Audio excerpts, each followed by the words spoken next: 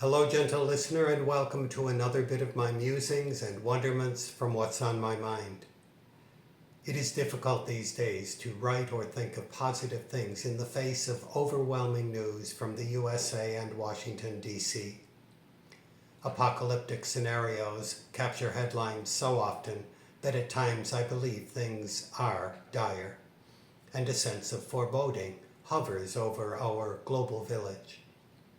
It is in this atmosphere that I ran into an unexpected connection between the ancient Greek mythological figure Pandora, the very familiar literary metaphor of Pandora's box, and hope.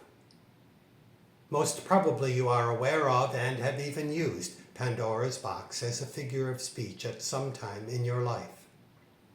The metaphor describes a situation where an action or a decision unleashes a series of unforeseen and often negative consequences.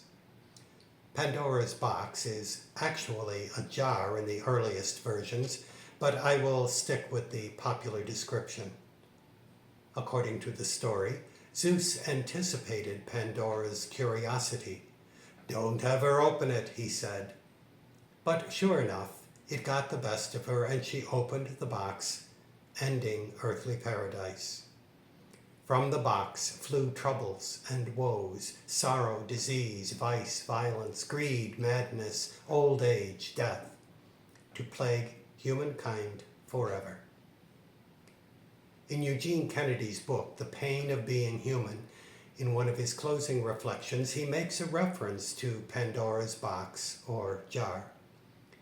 Eugene Kennedy is writing at the end of the 1990s in anticipation of the new millennium, but his observations are very true for us today. His passing reference to Pandora caught my eye, since we are indeed now in the maelstrom of what seems to be a reliving of the myth.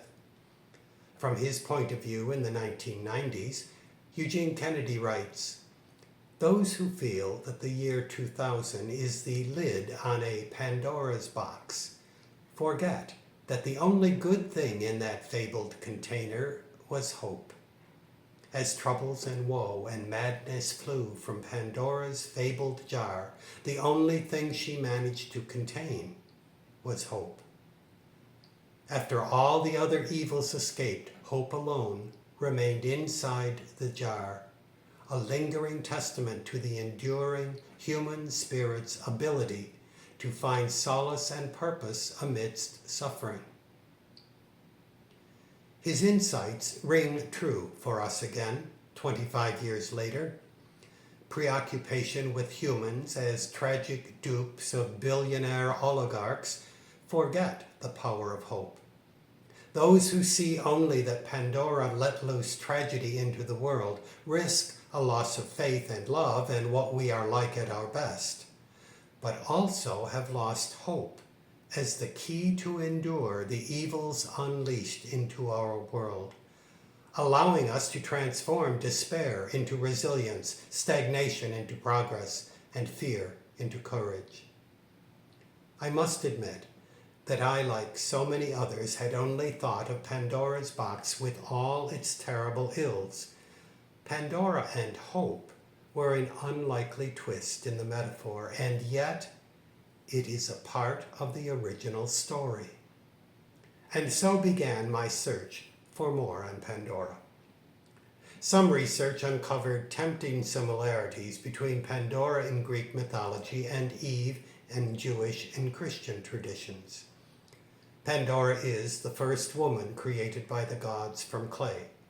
She is also subject to similar misogynist interpretations, and, like Eve, portrayed as the ruin of men. But I am not going to go there.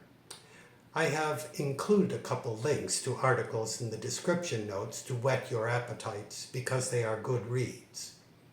But my point here, that fits the allotted time for this What's on My Mind video, is to focus on how our popular use of the image of Pandora's box has given us only a part of the story it was intended to give to humanity. We have lost in our popular use of the image the full story. In the full story, some view hope as a blessing that counteracts the evils unleashed by Pandora. Others see it as a burden, a reminder of the constant struggle against hardship. Some see hope as a divine gift left behind, a comforting present that helps us bear the trials and tribulations that wreak havoc on our world.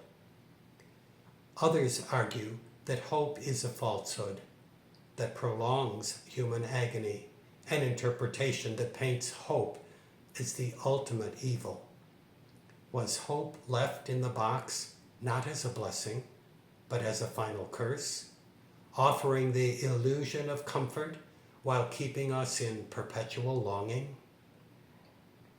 The philosopher Arthur Schopenhauer saw hope as a folly of the heart, blurring our understanding of what is likely with what is desired.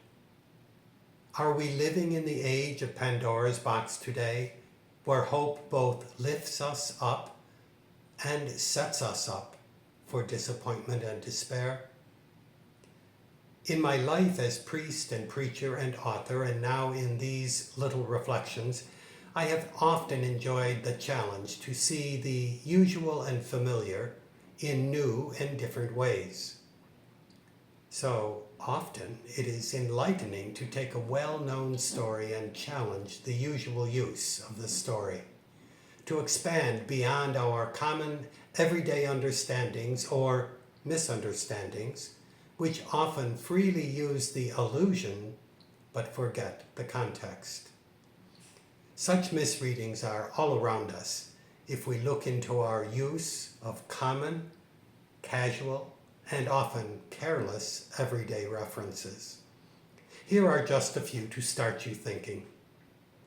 They range from the silly adolescent misunderstanding of Shakespeare to everyday misreads of familiar classics in literature, poetry, and psychology. Romeo, Romeo, wherefore art thou Romeo? In mistaken adaptations of Shakespeare's well-known play, Juliet raises a hand to her furrowed brow, seemingly searching for her lover from a balcony. But wherefore art does not mean where, it means why. Juliet questions why fate made Romeo a Montague, her family's sworn enemy. Or something Shakespeare but more subtle and very au courant in the proper use of pronouns. Let us look at his sonnets. There was a time that if you wanted to be a romantic, you took the Shakespeare route. Most people would take lines from his sonnets with, "Shall I compare thee to a summer's day?" Perhaps one of the most famous ones.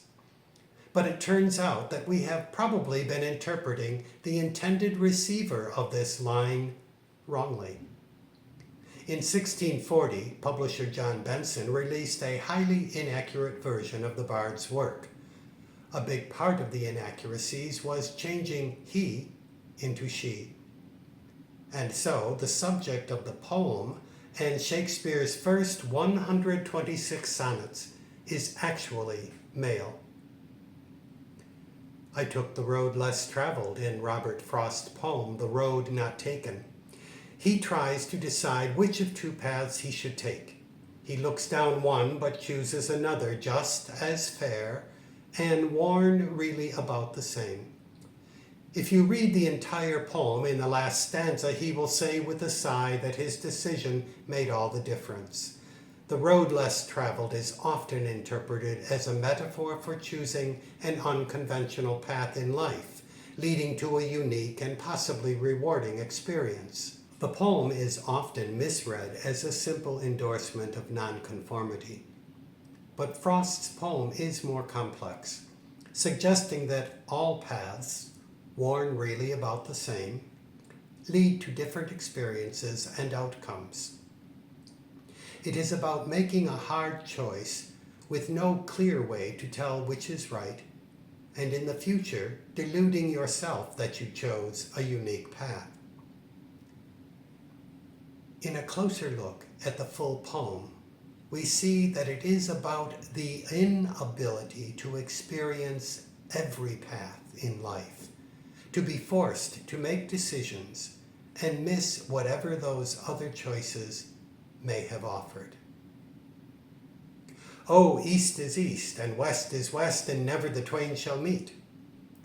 Talking heads in foreign policy sometimes use this quote as evidence that opposite sides of the globe will never see eye to eye. But if they read just a little further in Rudyard Kipling's ballad, the next lines read quite differently. But there is neither east nor west, border nor breed nor birth, when two strong men stand face to face, though they come from the ends of the earth. And the list goes on and on. I hope these reflections and musings encourage you to search further. Frankenstein, the novel and the monster, is often misunderstood, with the common misconception that the name Frankenstein refers to the monster, when in fact it refers to the monster's creator, Dr. Victor Frankenstein. The Great Gatsby is often seen as a simple story of party glitz and glamour, but it is a more nuanced exploration of the American dream and its pitfalls. Oedipus Rex and references to Freud's Oedipus complex are both often misunderstood. The first as a simple dramatic tragedy, but it is a profound exploration of fate, free will, and the search for truth. The Oedipus complex, a core concept in psychoanalysis, is often misused as a desire for incest, but it is actually a complex stage of development where a child experiences conflicting emotions towards their parents, resolving into a healthy identification of self. Perhaps the next time you find yourself reading, saying, or hearing some of these classic references, you will be tempted to explore their original meaning, their context, rather than their popular use. Thanks for joining me in this YouTube adventure. Check on the information in the description for links to my books and to the resources used to create this video. Click subscribe below to be notified of future videos and give a thumbs up if you liked this one. And yes, if you have a comment, you can write it in the YouTube video site, use the contact form on the website, or just send me an email. But for now, goodbye, gentle listener.